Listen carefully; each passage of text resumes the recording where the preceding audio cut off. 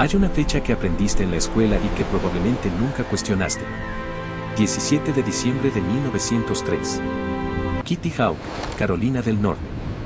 Dos hermanos, una máquina de madera y tela, 12 segundos en el aire. El mundo voló por primera vez. Eso es lo que nos dijeron. Eso es lo que está en los libros. Eso es lo que la historia oficial repite desde hace más de 100 años. Pero hay 5 objetos en este mundo que hacen que esa fecha tiemble. No son teorías. No son especulaciones de Internet. Son artefactos físicos, documentados, analizados por ingenieros, arqueólogos y científicos de verdad. Objetos que fueron desenterrados, estudiados y, en algunos casos, guardados en cajas durante décadas porque nadie sabía qué hacer con ellos. Porque lo que representan no encaja. No encaja con la historia. No encaja con la tecnología de su época. No encaja con lo que se supone que el ser humano sabía hacer en ese momento. Y la ciencia, esa misma ciencia que tiene respuesta para casi todo, frente a estos 5 objetos, simplemente no puede explicar. Quédate. Porque lo que vas a escuchar ahora no te lo enseñaron en ninguna escuela. Y una vez que lo escuches, no vas a poder dejar de hacerte una sola pregunta. ¿Y si el vuelo fuera mucho más antiguo de lo que creemos? Antes de entrar al primero, necesito que entiendas algo importante. No estoy aquí para decirte que los extraterrestres construyeron pirámides ni que existe una conspiración global para ocultarte la verdad. Eso sería fácil. Y lo fácil casi siempre es mentira. Lo que sí voy a hacer es mostrarte evidencia real. Objetos reales. Pruebas reales. Y voy a dejarte a ti sacar tus propias conclusiones. Porque cuando la ciencia dice que no tiene explicación, eso no significa que sea sobrenatural. Significa que hay algo que todavía no entendemos. Y eso, por sí solo, ya es lo más perturbador de todo.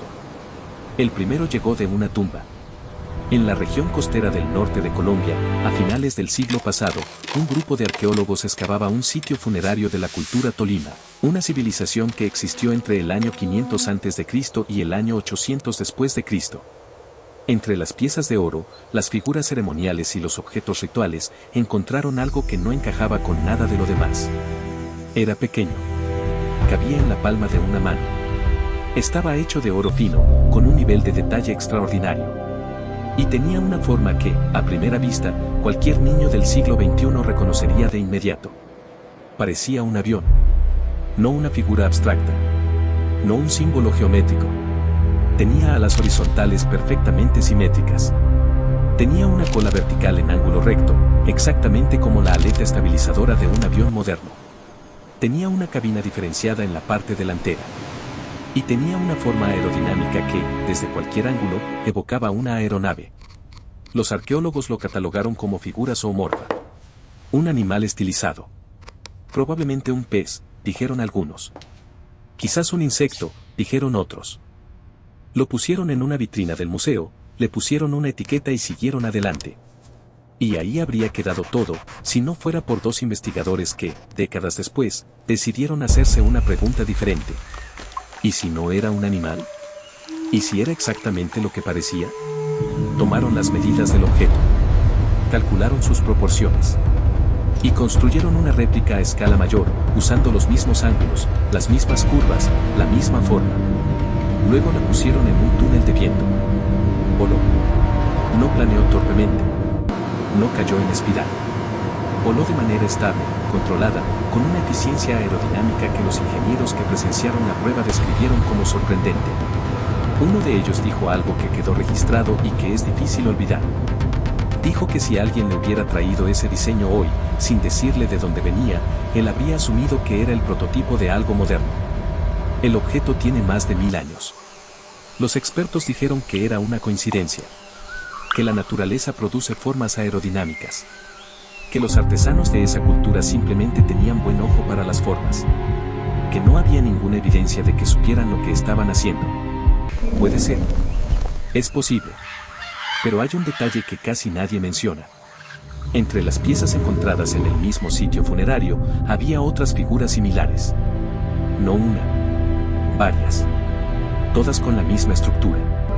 Todas con esa misma cola vertical que ningún animal natural en Colombia tiene. Todas con esa misma forma que, en un túnel de viento del siglo XXI, vuelan. ¿Una coincidencia? Quizás. ¿Varias coincidencias exactamente iguales, todas en el mismo lugar, todas enterradas juntas? Eso ya es mucho más difícil de descartar. Pero eso no es ni lo peor. Porque el siguiente caso no viene de una tumba de oro. Viene de un depósito. El segundo estuvo escondido durante décadas. En el Museo de El Cairo existe una colección enorme. Miles de objetos, miles de años de historia, y un equipo de curadores que tiene la tarea casi imposible de catalogar todo lo que se va descubriendo.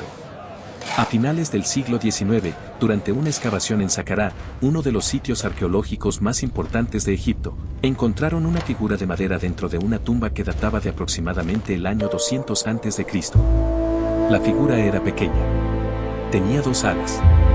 Y fue catalogada, sin demasiado análisis, como pájaro ritual. Se le asignó un número de inventario, se guardó en una caja, y durante casi 100 años nadie volvió a prestarle atención. Hasta que un doctor egipcio que trabajaba en el museo, revisando un inventario antiguo, llegó a esa caja y sacó la figura. Y notó algo que nadie había notado antes. Los pájaros no tienen cola vertical. Las aves tienen colas horizontales. Es parte de su anatomía. Sirve para el control en el vuelo, para el aterrizaje, para la maniobra. Pero la cola siempre es horizontal. Siempre. Sin excepción.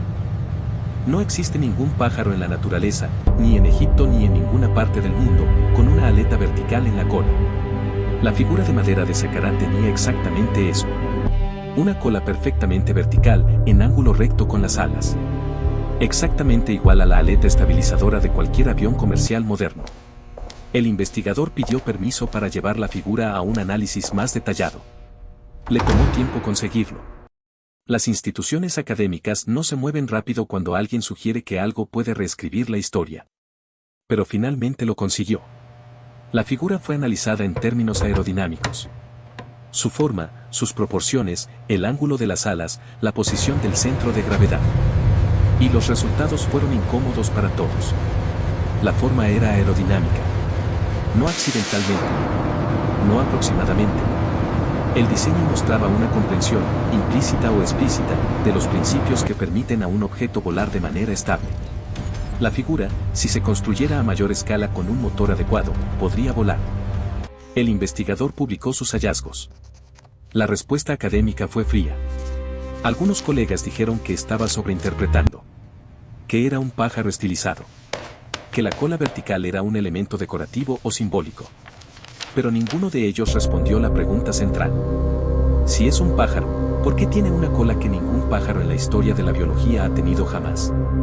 ¿Qué artesano del año 200 a.C. inventa, por casualidad, una anatomía que viola todas las leyes de la naturaleza, y que resulta ser exactamente la solución de ingeniería que los hermanos Wright adoptarían 2000 años después?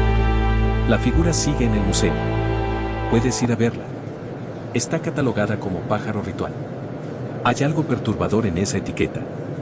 En la decisión de llamarle pájaro a algo que no tiene la anatomía de ningún pájaro que haya existido. Como si el nombre fuera suficiente para cerrar la pregunta. No lo es. Y lo que viene ahora es todavía más difícil de cerrar con una etiqueta. El tercero no es un objeto. Son palabras.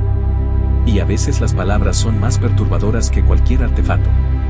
En las colecciones de tablillas cuneiformes provenientes de Mesopotamia, la civilización que floreció entre los ríos Tigris y Éufrates hace más de 4000 años, existe una categoría de textos que los académicos llaman textos míticos o religiosos. Descripciones de dioses, de rituales, de cosmología. El tipo de texto que cualquier civilización antigua produce cuando intenta explicar el mundo que no entiende. Entre esos textos hay descripciones de lo que los traductores convencionales llaman carros celestes o vehículos divinos. Las figuras que transportan a los dioses por el cielo. Metáforas, dice la academia. Simbolismo religioso. La forma que tiene una cultura primitiva de representar el poder sobrenatural.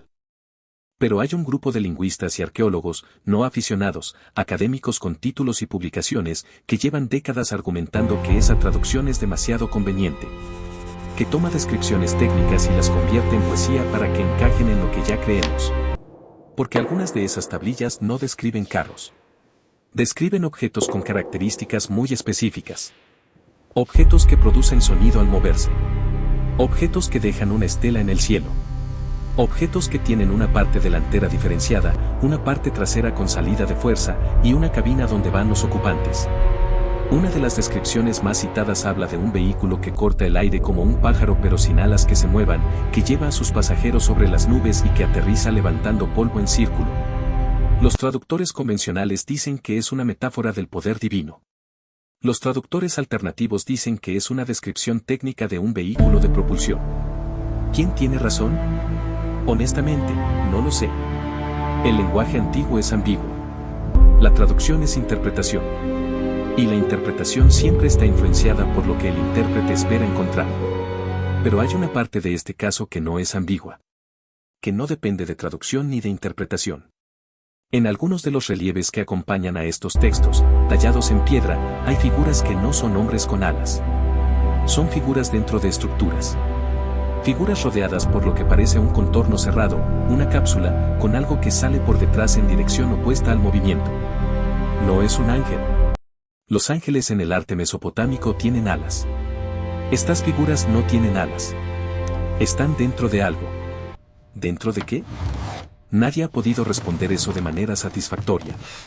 Y los intentos de hacerlo, en publicaciones académicas formales, han encontrado una resistencia que varios investigadores describen como inusualmente fuerte. Como si la pregunta en sí misma fuera incómoda. Y si te parece incómodo lo que acabas de escuchar, espera al siguiente. Porque el cuarto caso no viene de un texto. Viene de una piedra. Y lo que está tallado en esa piedra es tan específico, tan detallado, tan técnico, que llamarlo arte simbólico requiere un nivel de fe que la ciencia no debería tener. El cuarto caso está en una lápida. En la zona arqueológica de Palenque, en el sur de México, en el año 1952, los arqueólogos abrieron la tumba de un gobernante maya que había muerto alrededor del año 683 después de Cristo. Era un hallazgo extraordinario. La tumba estaba intacta. El sarcófago era magnífico. Y la lápida que lo cubría tenía una de las tallas más elaboradas y detalladas que el arte maya había producido jamás. La imagen central muestra a una figura humana en una posición que, durante décadas, fue descrita como el gobernante en el momento de la muerte, descendiendo al inframundo.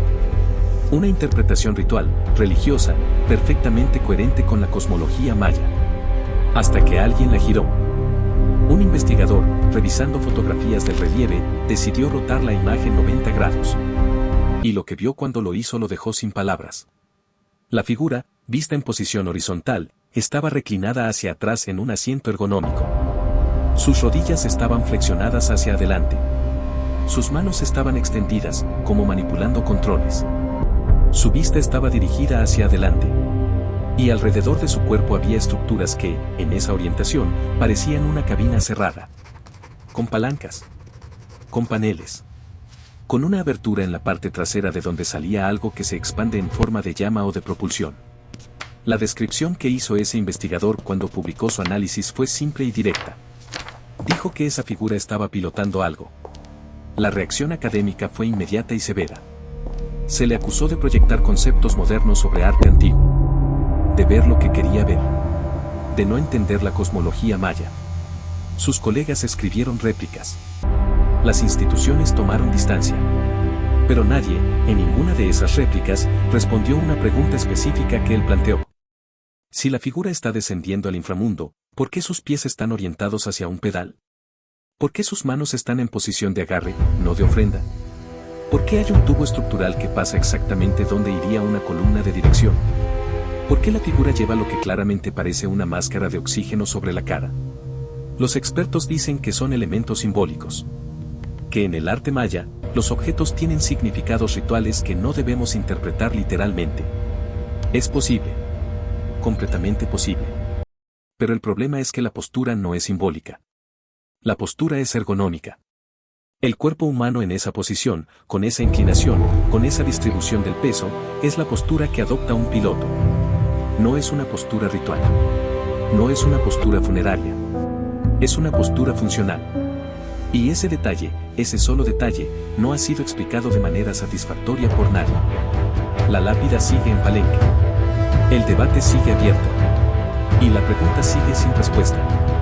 Pero nada de lo que has escuchado hasta ahora, ni el oro colombiano, ni el pájaro de madera, ni las tablillas mesopotámicas, ni la lápida maya, nada se acerca a lo perturbador del quinto caso.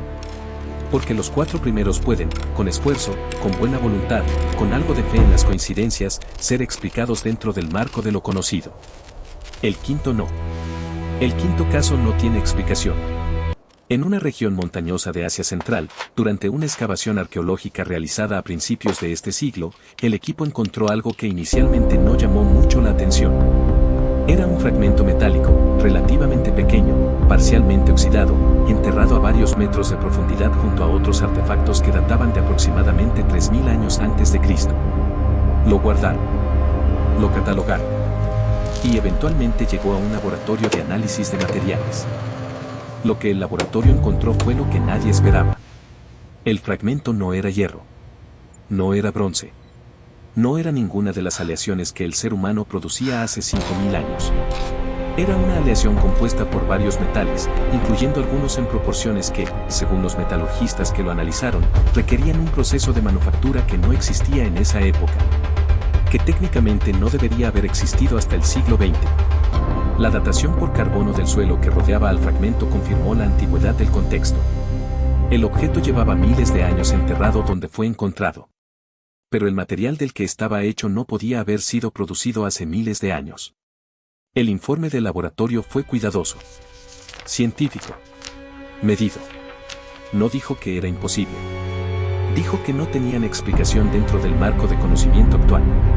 Recomendó análisis adicionales. Sugirió que podría existir algún proceso natural desconocido que produjera esa aleación de manera orgánica. Pero en la última línea del informe, en un lenguaje que cualquiera puede leer, escribieron algo que es difícil de ignorar. Escribieron que la composición y estructura de esa muestra no corresponde a ninguna tecnología metalúrgica conocida del periodo en que fue depositada. No conocida. Ese es el punto. No dijeron que era sobrenatural. No dijeron que era imposible. Dijeron que era desconocida. Y esa diferencia importa. Porque imposible cierra la puerta. Desconocida la deja abierta. ¿Qué es ese fragmento? No lo sé. Nadie lo sabe. Los análisis adicionales que el laboratorio recomendó nunca se realizaron de manera pública. El informe original circuló en círculos académicos limitados y luego desapareció de la conversación principal. ¿Por qué? Eso tampoco lo sé. Puede haber razones mundanas. Los presupuestos de investigación son limitados. Las prioridades cambian. Los hallazgos inconvenientes no siempre son suprimidos activamente, a veces simplemente se los deja morir de indiferencia. Pero el fragmento existe. Está documentado. Y lo que está hecho, según el análisis que sí se realizó, no debería existir. Ahora quiero que te detengas un momento. 5 objetos. 5 civilizaciones, 5 periodos distintos de la historia humana. Y los 5, cada uno a su manera, apuntan en la misma dirección. No hacia extraterrestres, no hacia magia, no hacia conspiraciones de gobierno. Apuntan hacia una posibilidad mucho más simple y mucho más perturbadora. La posibilidad de que el ser humano haya llegado a ciertos conocimientos antes. Que haya desarrollado, perdido y quizás redescubierto tecnologías que creemos únicas de nuestra era. Que la historia del progreso humano no sea la línea ascendente y ordenada que nos enseñaron, sino algo más caótico, más cíclico, más extraño. Los científicos que han trabajado con estos objetos no son locos. No son charlatanes. Son ingenieros que midieron las proporciones de un objeto de oro y lo vieron volar. Son lingüistas que tradujeron textos antiguos y encontraron descripciones técnicas donde se esperaba encontrar poesía. Son metalurgistas que analizaron una muestra y no pudieron encajarla en ninguna categoría conocida. Y todos ellos, en algún momento, se enfrentaron a la misma pared. La pared de un sistema académico que prefiere etiquetar lo inexplicable como ritual, simbólico o coincidencia, antes que abrir la puerta a una pregunta que podría reescribir demasiadas cosas. Eso no es ciencia. La ciencia no teme las preguntas. La ciencia que teme las preguntas se ha convertido en otra cosa. Hay algo que me parece importante decir antes de terminar. No sé si alguna civilización antigua construyó algo que volara. No tengo esa certeza. Nadie la tiene. Lo que sí tengo es la certeza de que estos 5 objetos existen, de que fueron analizados por personas competentes, y de que las explicaciones que la historia oficial ofrece para cada uno de ellos tienen agujeros que nadie ha podido cerrar. Y eso me parece suficiente para hacerse la pregunta: ¿qué sabía el ser humano antes de lo que creemos que sabía? La respuesta honesta es que no lo sabemos. Y esa honestidad debería ser el punto de partida de cualquier investigación seria. No la certeza cómoda de que sabemos todo lo que necesitamos saber. No la seguridad de que los libros de historia son completos y definitivos. Sino la humildad de reconocer que hay evidencia que no encaja, y que no encajar no es lo mismo que ser falsa. La próxima vez que alguien te diga que algo es imposible, recuerda estos 5 objetos. Recuerda al artesano de oro en Colombia que hace 1000 años talló algo que vuela. Recuerda al curador del Cairo que pasó casi un siglo guardando en una caja algo que no era un pájaro. Recuerda las tablillas de Mesopotamia que describen vehículos en el cielo con una especificidad que incomoda a los traductores. Recuerda la figura en Palenque con las manos en los controles y los pies sobre los pedales. Recuerda el fragmento metálico cuya composición no debería existir. Guárdalos contigo. No como prueba de nada definitivo, sino como recordatorio de que el mundo es más complicado, más antiguo y más sorprendente de lo que cualquier libro de texto